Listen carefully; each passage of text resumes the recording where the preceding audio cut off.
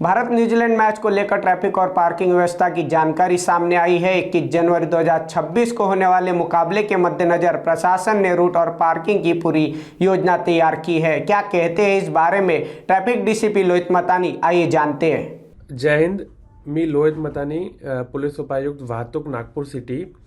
हे 21 जानेवारीला जे इंडिया न्यूझीलंडच्या इंटरनॅशनल मॅच आहे VCA जामठामध्ये, त्यासाठी जे व्हेकल्स नागपूर शहरावरून येणार आहेत त्यांना NCI कटिंगवर NCI कडे त्यांना टर्न घ्यावा लागेल आणि नंतर त्या रोडवर एक मौली नगरी आहे। मौली नगरीवरून जर त्यांनी लेफ्ट घेतला तर त्यांच्यासाठी 4 व्हीलर आणि 2 व्हीलरसाठी वेगवेगळ्या पार्किंग स्पेसेस आहे। त्यामध्ये D1 पार्किंग आहे जे 4 व्हीलरसाठी आहे, D2, D3, D4, D5 आणि त्याच्या समोर एक बी म्हणून 4 व्हीलर पार्किंग आहे। आणि जे स्कूल बसेस येणार आहे त्याच्यासाठी NCI चे समोर एक यू टर्न आहे, ते तिथून यू टर्न घेतील आणि एक स्कूल बसची पार्किंग गेट नंबर 13 चे समोर ठेवलेली आहे, तिथे ते पार्किंग करणार। आणि जे VCA चे मेंबर्स आहेत ते पण NCI चे समोर यू टर्न घेऊन हे रूट घेणार आहे आणि गेट नंबर 13 वरून एंट्री करणार आहे। याच्यासाठी जामठा टी पॉइंट वरून कोणाला अलाउड नाही आहे येणार, कारण ते मोठा कंजेशनचा पॉइंट आहे। तिथून फक्त प्लेयर्स आणि अंपायर्सची गाडीला अलाउ केला जाईल।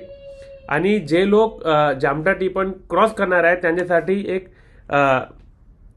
बेलास कटिंगचे समोर एक अल्ट्राटेकची पार्किंग आहे, ते तिथे पार्क करून त्यांच्यासाठी फीडर बस सर्व्हिसेस अवेलेबल केलेली आहे।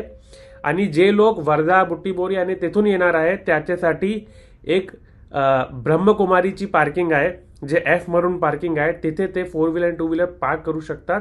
आणि तिथून पण फीडर बस सर्व्हिसेस चालू केलेली आहे।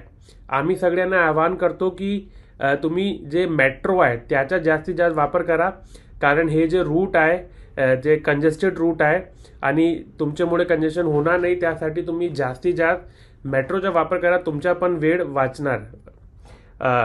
यासाठी जामठा टी पॉइंट आम्ही अगोदर सांगतो, जामठा टी पॉइंट वरून कोणीही काही एंट्री होणार नाही आहे। यासाठी जे दुसरे लोक आहे जे मॅचला येणार नाही पण हे रूटचा ते वापर करणार आहे, त्यासाठी आम्ही फक्त एवढी सूचना देतो की 21 जानेवारीला संध्याकाळी 5 ते 7 वाजेपर्यंत आणि नंतर जेव्हा मॅच समाप्त होणार आहे 10 ते 11:30 पर्यंत काहीतरी या रूटमध्ये कंजेशन होऊ शकतात। जर पॉसिबल असेल तुम्ही या रूटला अवॉइड करा। धन्यवाद।